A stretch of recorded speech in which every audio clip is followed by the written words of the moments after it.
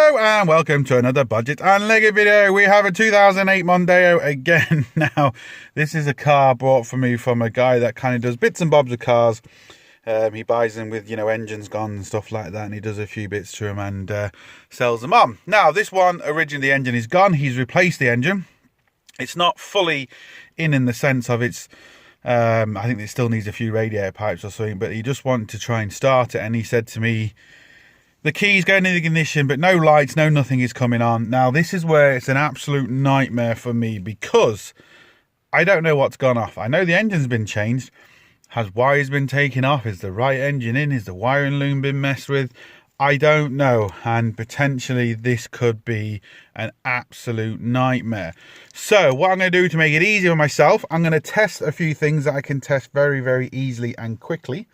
We have a box down here. Let's get into it and see what we've got in it. As you can see, lovely mold in the car, just beautiful.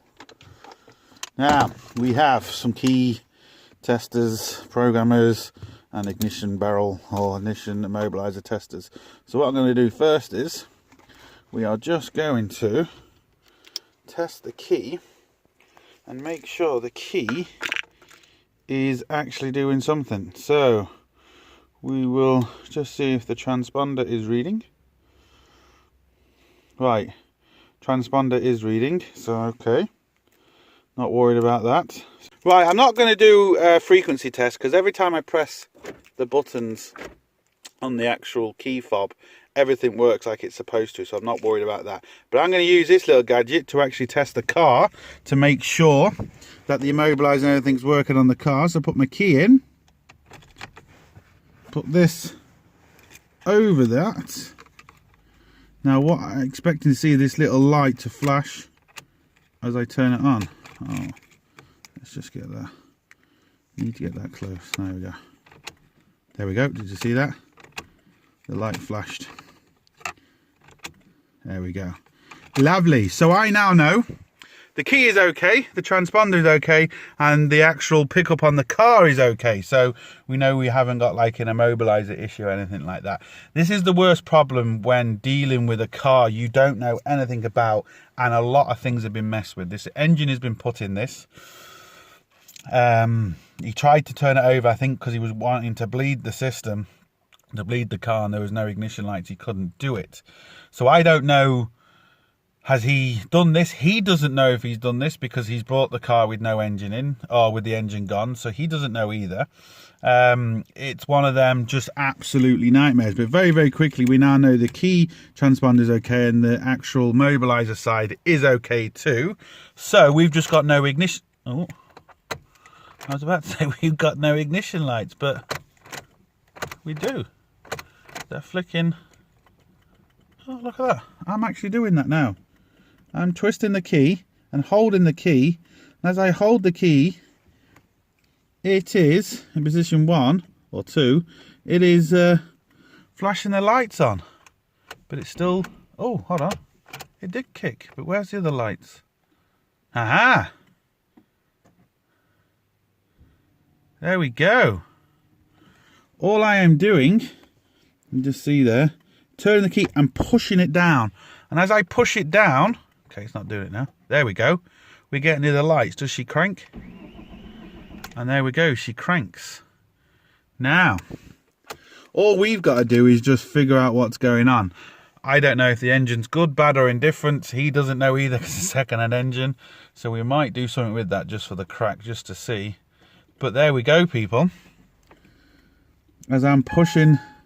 Oh, we're getting everything happening now. Oh, that's the worst problem when you're filming. You don't realise there's people behind you looking at you while you're talking to yourself. So that's it. We definitely have an issue here somewhere. As I'm turning the key, we know it's not a key issue, so I'm guessing it's going to be ignition switch, maybe a pin fitment issue, something along them lines. I'm not expecting it to be a wiring issue in the sense of I'm not expecting it to be a broken wire, because as I'm holding and turning it, it's physically coming on, as you can see. So I'm down to the ignition switch and maybe pin fitment issue. So I'm going to remove all these plastics and we're going to see what's going on. Right, so we got to the ignition switch, which is just down here. I removed the plastic covers. The key is on to position 2, and only when I actually press the key myself do I get ignition lights. So let me just kind of wiggle the pins. Can't really... Oh, there we go, yeah. We can get it as we're wiggling the whole thing, but I can't get it as I'm wiggling the pins. So what I'm going to do is, just so you can see, we're going to remove this now, and we're going to see the back here to see the actual switch, what's going on. Right, as I, let me just try and get the camera in a better angle here. As I put my screwdriver in here, just put a bit of pressure on the ignition switch. Look, everything comes on. I was just trying to remove it. Okay, now we're just getting... Oh, that's typical. Now we're not getting everything. But everything was... There we go, look. And all I've done is just put pressure on the ignition switch. And everything has come on. If I let that go, see if I can get it all in one shot. Can we do that? See that? It's all gone. So it is looking like the ignition switch. Okay, the key is in position 2. We have no lights on the dash, and we have our ignition switch just dangling down, chilling. So if I try and get everything in shot, press down, and all I'm doing is pressing down the ignition switch. Look at that. See that? Everything comes on as I'm pressing down.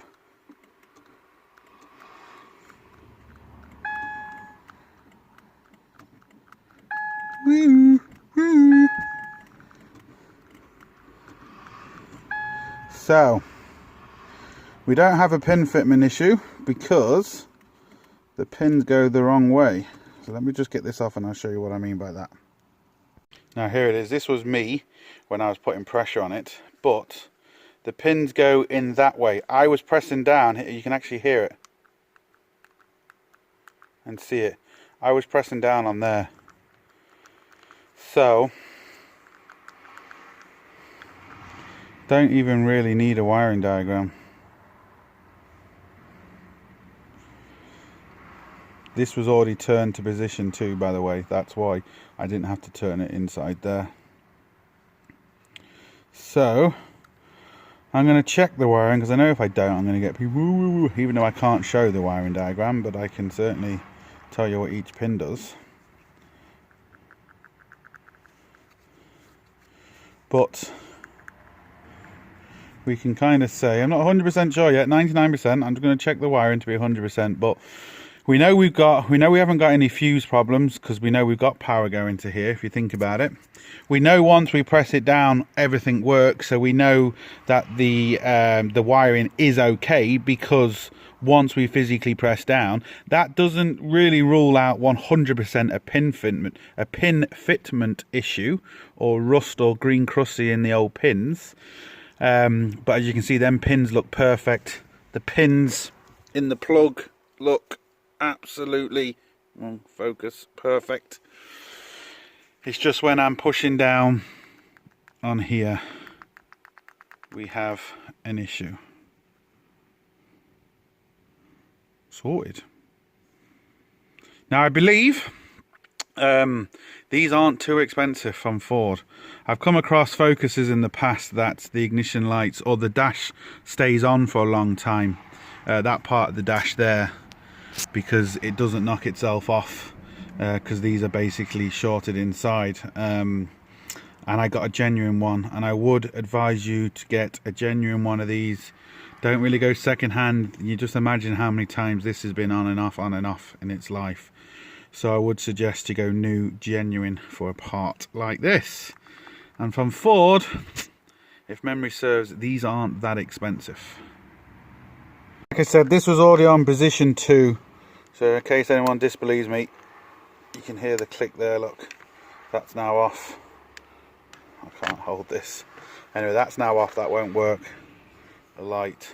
So we just need to click that to position 2. But I already had it clicked to position 2 before I pulled it out. So, yeah. That's how I was able to just push on there and it worked. If you try and push on here, if you have this problem and the ignition lights don't come on, just make sure you have this turned to position 2, because otherwise it won't. It has to be turned to position 2 and plugged in, obviously, for it to do what I was doing there. So just bear that in mind. Let's see if we can just get this on camera to turn to position 2. There we go, just like that. That's now, oh, sun glare. That's now position 2. So bear that in mind too. You can easily get caught out if your ignition isn't switched on.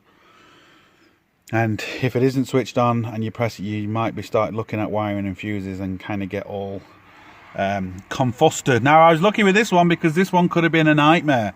Absolute nightmare. If we didn't see them things flicking on like that, you know, I wouldn't have been necessarily going to the ignition switch first. I would have been going to, you know, powers, grounds in the engine to make sure, you know, fuses, all that sort of stuff, just to make sure you had everything on properly.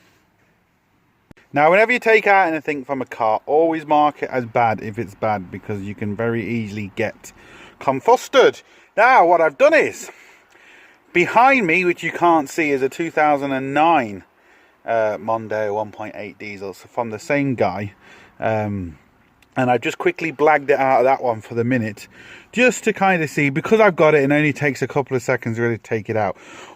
I'm just doing this because I physically have it beside me. I've turned it to position 2, and what we can do is, let's just push that in, just for suspense. Let's knock it off. Let's plug it in. And position 1, position 2, boom! There we go, people. I don't like the way that sounds. Like I said, this hasn't been bled. I'm going to have to ring the guy now and tell him I've made his other Mondeo that was starting, now it's not starting. The Mondeo he bought into that wasn't starting is now turning over. So I'm going to have to tell him that and see what he wants me to do.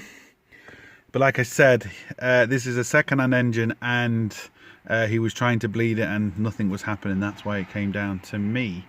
So let's now ring him and see what he wants me to do. But as we can see, fixed. Lovely. I really don't like the way that's kind of ticking over. Well, not ticking over, but turning over, should I say. So I've got the eye tester out from Ditex. This is a fantastic thing, especially now it's not starting. I'm just going to do a quick relative compression test. We'll just check the volt of the battery, 12.3. I'm doing this through the OBD2 socket, which is just fantastic. And you'll just see how quick and easy this bad boy is now. Like I said, I have done a full review on this. 4 cylinders start when don't want to sink it. Just for this, start cranking.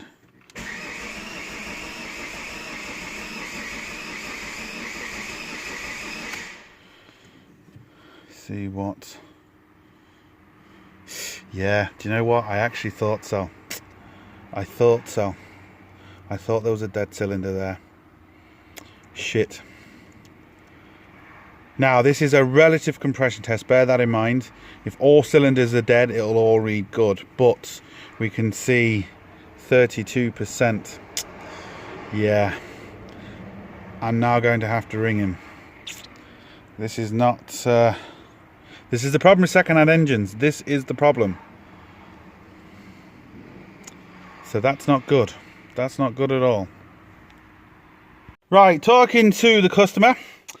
He said the guy had got his engine off. He wasn't particularly happy with it. It was completely stripped down, more so than normal. And it's been outside and been out of the car for a while.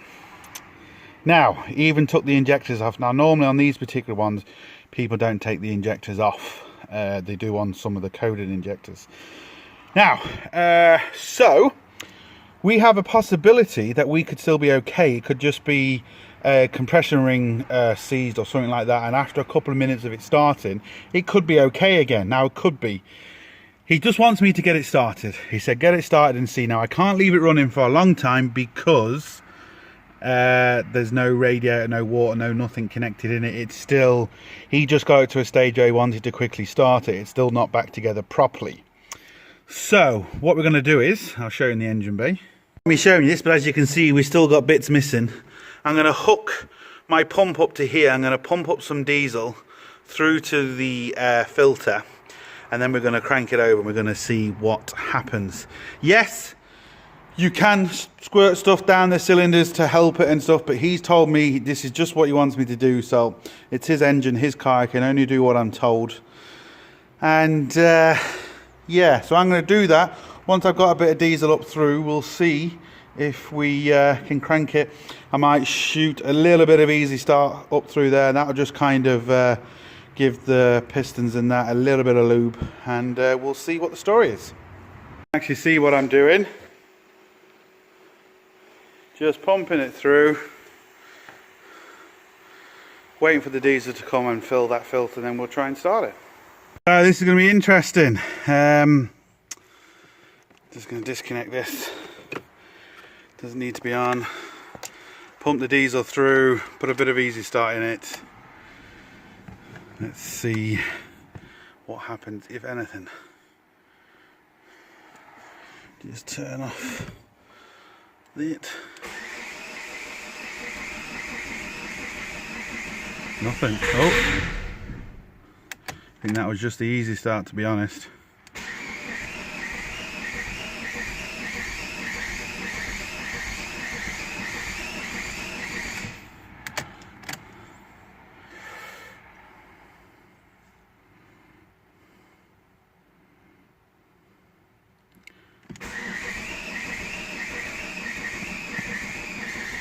Battery's going now. Let's put the jump pack on it. No lift pump in these, they're just a nightmare to bleed. So let's see what happens now.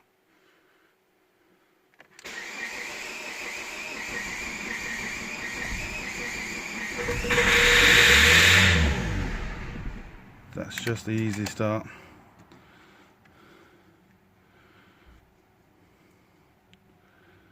Come on, light, go off. We're close. We're close.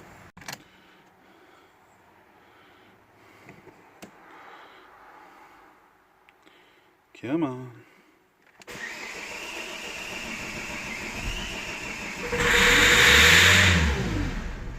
Ooh.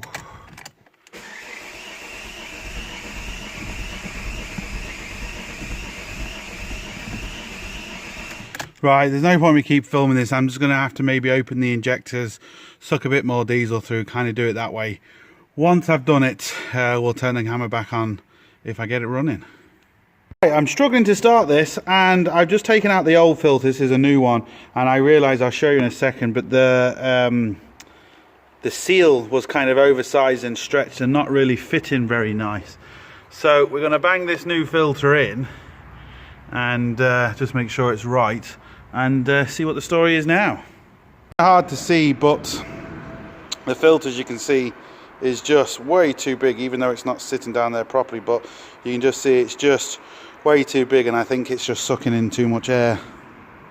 The top ring that fits inside the filter is just destroyed, and you don't get that, well, I didn't, with the new filter, so I'm gonna have to find one. So I've changed all the filter, changed the seals and everything, but because I was cranking and doing a few bits, I just noticed the engine sounded better. It just sounded better. So what we're going to do is we're just going to quickly do another relative compression test. So you can just hear it's just so much nicer.